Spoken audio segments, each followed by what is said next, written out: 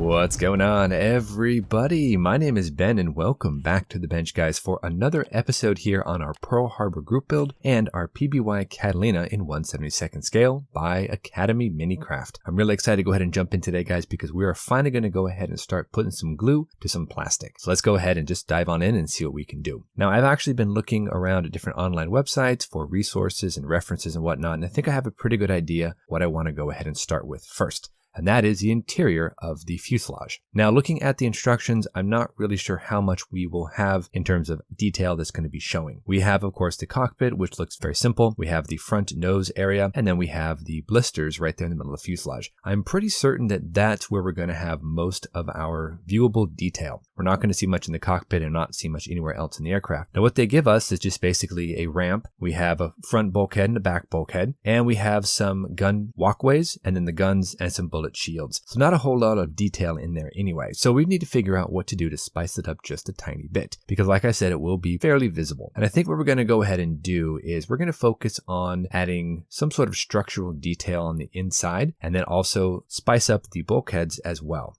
Now, online, I've actually found a really awesome website of a modeler that has done a ton of work scratch building the interior of a PBY-5 Catalina. This is actually in 1/48 scale, and I gotta say, this guy did an amazing job getting all the different parts and pieces there, mostly scratch built, and it looks phenomenal. So I'm gonna go ahead and use this online website here as some references to see what I can do with mine. And of course, it's not gonna be nearly as detailed and not necessarily gonna be in scale, but we're gonna go ahead and add in something so it doesn't look so barren on the inside of the fuselage. Now again, there's certain areas that we're not going to see, so I won't really bother with those. I'm going to only focus and concentrate today on those gun blisters. And I think what I'm going to go ahead and do is use some styrene, and we're going to go ahead and cut very thin strips that I can glue down and add some 3D detail to those different areas. And then of course we have to figure out if those parts are even correct. They don't really look like what I see in the pictures or the references, so they look a little bit overscaled. So I don't know, we have a lot of work to do, but I want to go ahead and see what we can accomplish with this. So let's go ahead and dive into our first time lapse, start detailing the front bulkhead and see what we can do, guys. Let's get this party started. Let's have some fun.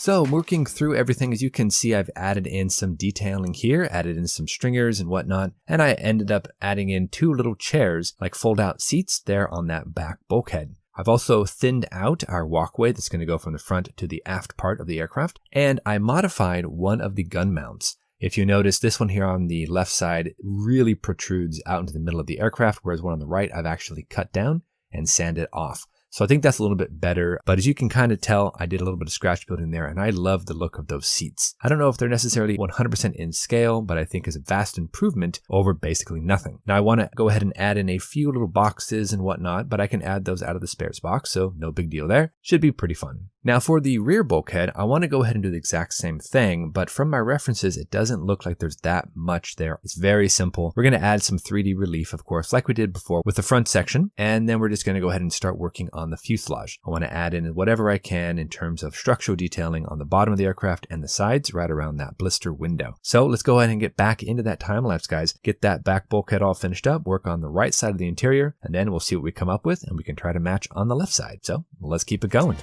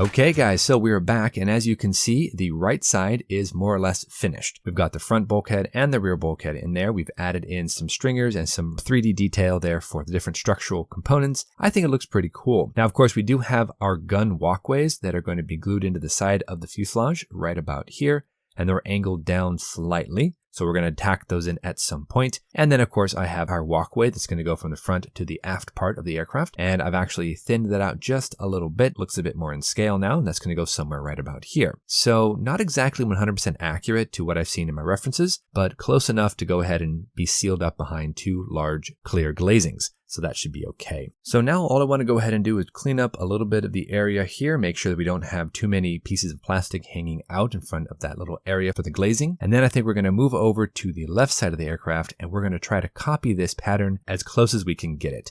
And that's going to go ahead and tie this all together. And even if it's not exactly 100% perfect, it's going to be close enough because it's going to be obscured by a machine gun, the bullet plate there in the front, two gun walkways, a centered walkway that's going to go from the front to the aft part of the aircraft. So let's go ahead and get into that last time lapse, get the left side all detailed up with some strips of styrene and see what we can come up with. We're getting there, guys. Let's keep it going.